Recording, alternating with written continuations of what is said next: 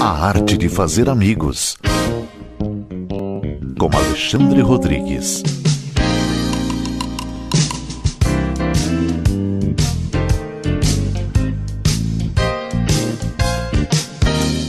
Gente, a arte de fazer amigos, nesse bloco tenho o prazer de apresentar para vocês. Nós vamos falar sobre um assunto muito importante. O verão está aí e, além do verão, todo mundo pensa em emagrecer, todo mundo quer fazer milagre em cima do laço. E não é por aí. Para falar sobre esse assunto que é obesidade e emagrecimento, eu tenho ao meu lado a minha amiga, a esposa de um grande amigo meu, Maria do Desterro de Figueiredo, que é especialista justamente nessa área. É psicóloga e nós vamos mostrar para você que o mais importante de você emagrecer é que o emagrecimento, que é esse regime que todo mundo quer fazer e não tem coragem, começa aqui, ó. É isso mesmo, Maria? É isso mesmo, Alexandre. É um prazer tê-la na arte de fazer amigos. Obrigada. Eu gostaria que você discorresse, então, para o nosso público a respeito desse assunto que é tão importante. Isso. É o que você mesmo disse, Alexandre.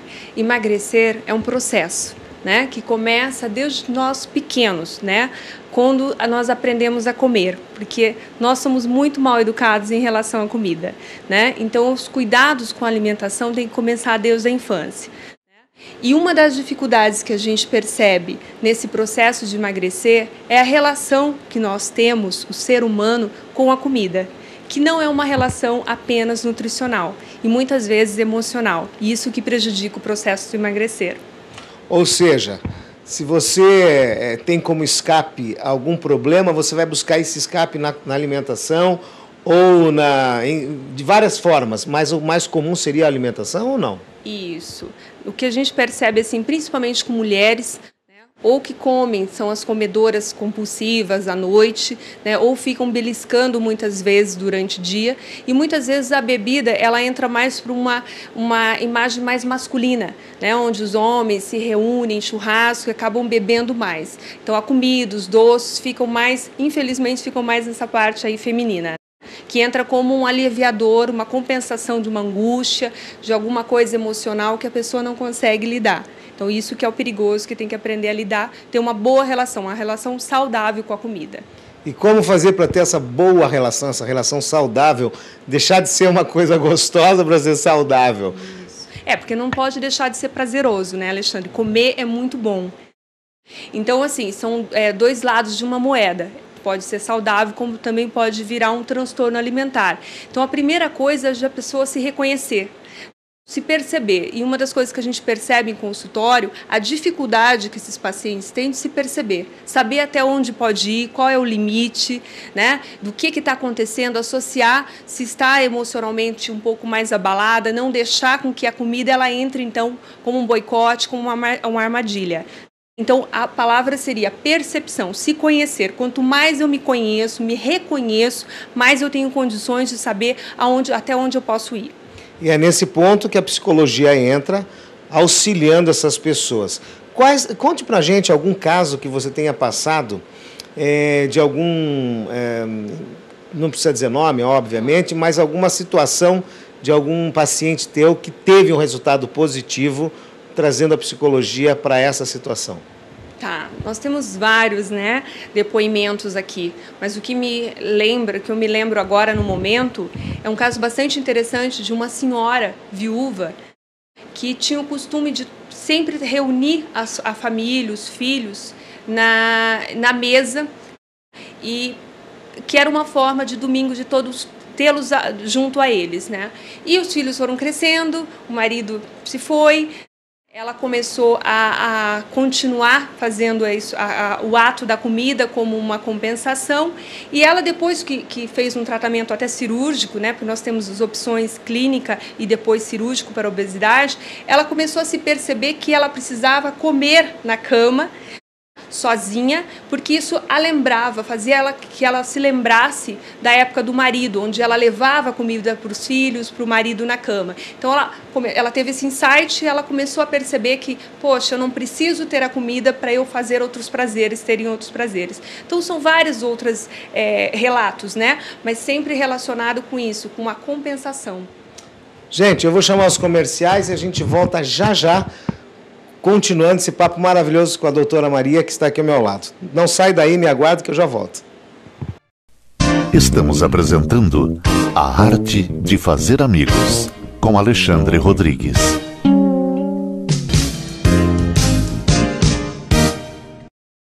Bem, voltando aqui com a doutora Maria, eu gostaria muito de salientar agora e falar de um assunto muito importante dentro desse assunto que a gente está levando até vocês, que são as dietas e os medicamentos. Hoje no Brasil é visto que lança-se um medicamento lá fora, sibutramina, esses remédios para academias que o pessoal toma para bombar, para emagrecer. Como que isso tem que ser visto por essas pessoas que não entendem, por nós que não entendemos?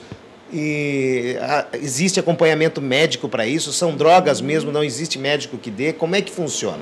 Tá, isso é um assunto bastante delicado. O tratamento da obesidade exige uma demanda multidisciplinar.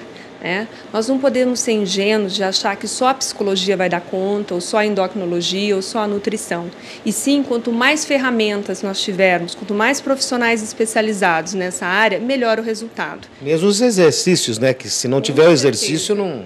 Diria que são 5 pilares, A parte médica, com todos os exames, com todas as consultas e acompanhamentos, se caso necessário um medicamento. A parte nutricional, como eu disse, nós somos muito mal educados quando falamos em alimento. A parte emocional, psicoterápico, para você ajudar o paciente a lidar com esse processo, nessa relação com a comida.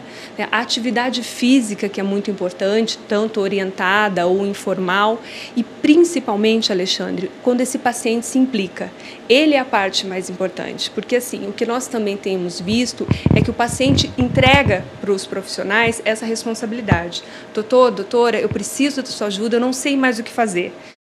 Porque não pode ser mais uma dieta, não pode ser mais um tratamento, e sim o tratamento. Dependendo do significado que ele der para esse tratamento, ele vai ter um resultado melhor.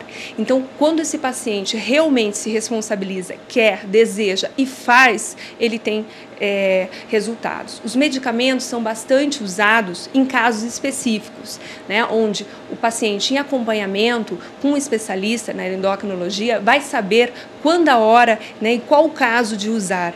Então, não se pode, é proibido usar sem um acompanhamento médico. Então, são várias as opções, mas tem que ser muito cuidadosa.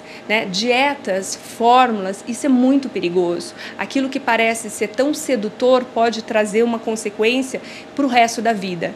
Então, assim, dietas, quantas dietas eles já fizeram? Então, assim, o correto é fazer uma reeducação, mudar mesmo os hábitos alimentares.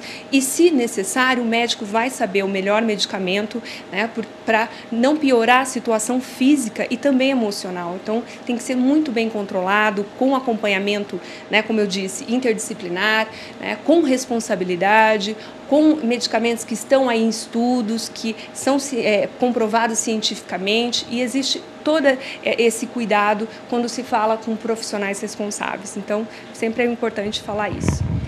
Gente, tá vendo só? Não é tão simples assim, perder uns quilinhos, não é simples em nenhum sentido, mas não é difícil também, basta que a gente tenha consciência de que forma buscar essa falta que faz estar de bem consigo mesmo, que é não só o lado estético, mas a saúde. Às vezes a pessoa é magra e tem um monte de problema, por isso a importância de você ter um médico, ter uma pessoa que cuide de você, para que a tua vida, que é aquilo que eu falo, envelhecer todo mundo vai, cada um escolhe como. E depois dos 40 a gente começa a ficar meio seleto nisso. Maria, eu quero te agradecer muito por essa entrevista. Quero deixar aberto o programa para quando você tiver alguma novidade nos chamar. E gostaria que você deixasse o seu telefone, e-mail, site, para que as pessoas que quiserem tirar algumas dúvidas entrassem em contato com você. Claro. O meu consultório é 041-3244-1633. Fiquem bem à vontade para tirar dúvidas, O e-mail mariadesterro@gmail.com. Estarei esperando vocês. Obrigada. Gente, está no vídeo o telefone e o e-mail da doutora Maria. Basta você entrar em contato, pegar o endereço, quiser marcar uma hora para conversar com ela. Eu tenho certeza que ela vai poder ajudar você. Bom, gente, eu fico por aqui. Daqui a pouquinho a gente volta com mais uma matéria interessante, porque 2011 está cheio de novidades para todos nós. Um grande beijo no seu coração. Até daqui a pouquinho.